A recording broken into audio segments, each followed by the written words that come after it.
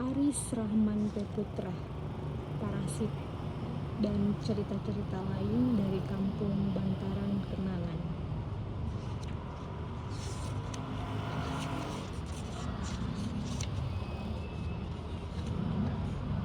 Pada mulanya hanyalah hamparan rawa hingga seorang veteran perang kemerdekaan dengan sebilah sabit membabati rerumputan dan semak-semak seorang diri.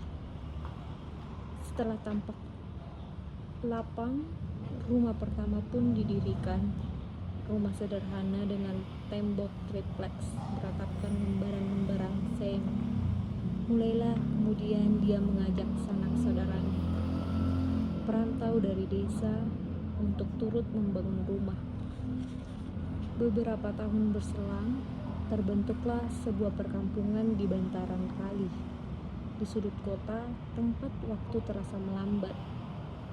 Satu persatu perantauan yang tak gablek duit dan ingin mengubah nasib kota besar macam Surabaya mulai berdatangan dan membangun rumah semi permanen di kampung tersebut. Kampung itu, ku beritahu kepadamu, di kemudian hari akan dikenal dengan nama Kampung Bantaran Kenangan.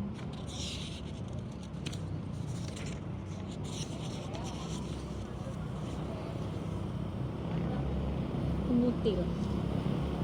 3 orang bocah berkumpul di depan gerbang sebuah perumahan elit. 3 bocah dari kampung Bantaran Kenangan. Mereka merumbukan cara untuk menyusup ke dalam perumahan tersebut dan menghindari penjagaan satpam. Bagaimana kalau kita masuk pas satpamnya istirahat makan siang? Memangnya jam berapa mereka istirahat? Mat, bocah yang berusia paling tua di antara 2 bocah lainnya, kemudian berjalan mendekati Indra sambil menepuk bahunya. Kamu coba cek di pos, ya Indra?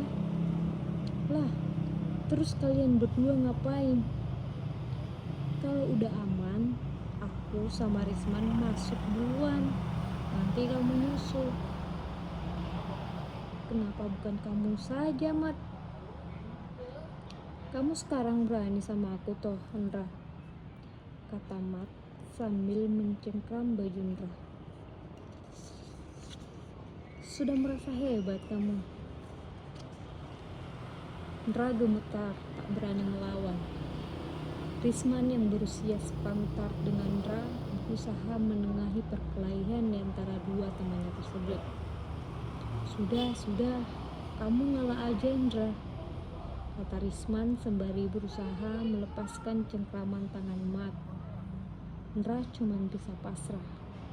Melawan Mat tak mungkin dilakukannya, karena terakhir kali dia mencoba duel dengan Mat, tubuhnya yang cungkring mencemplung ke kali setelah mendapat bugem cukup kuat tepat di pipi sebelah kanannya. Oke.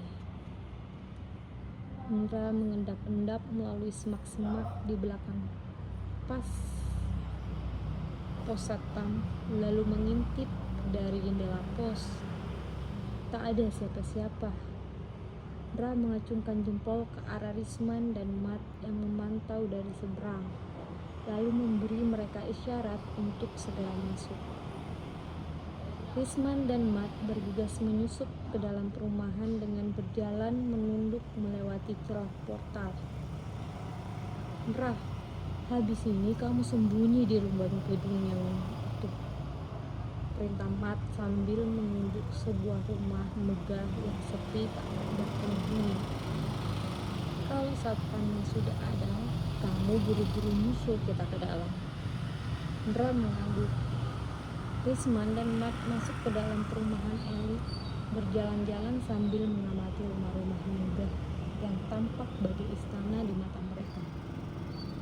Yang ini pasti rumah presiden, kata Risman sambil menunjuk sebuah rumah dengan latar 2 pilar frame berukuran besar dengan halaman penuh dengan lampu-lampu antik yang tetap menyala meski sedang siang hari. Bukan blok, Yang itu rumah presiden, bantah Mat sambil menunjuk rumah yang lain. Rumah yang bentukannya seperti kastil dalam film kartun yang tiap minggu pagi mereka lihat. Kalau yang tadi paling cuma rumah gubernur. Kamu kok tahu, Mat?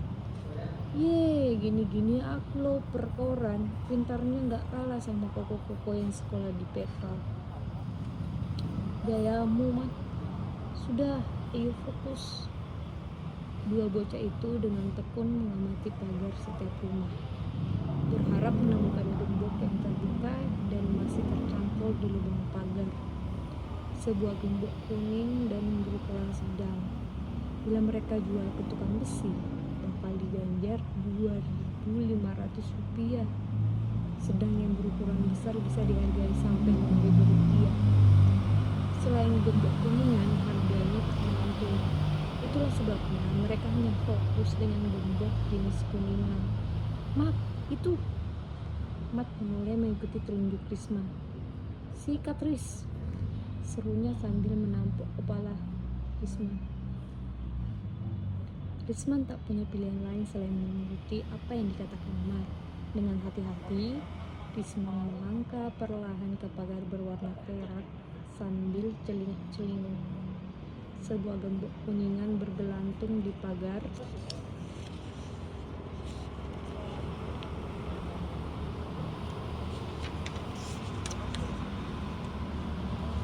Dalam keadaan tidak terkunci, Risma memasukkan tangannya melalui celah kecil di antara ranting pagar dan berusaha menggapai gembok kuningan tersebut. Dapat.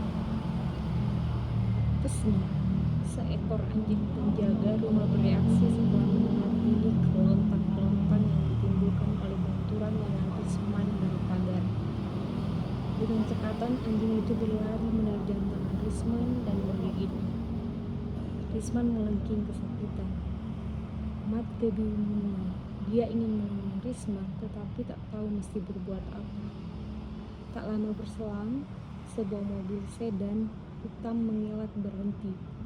Seorang pria bersetelan kemeja rapi keluar dari mobil. Owi, lepas! Perintah pria itu kepada anjing penjaganya.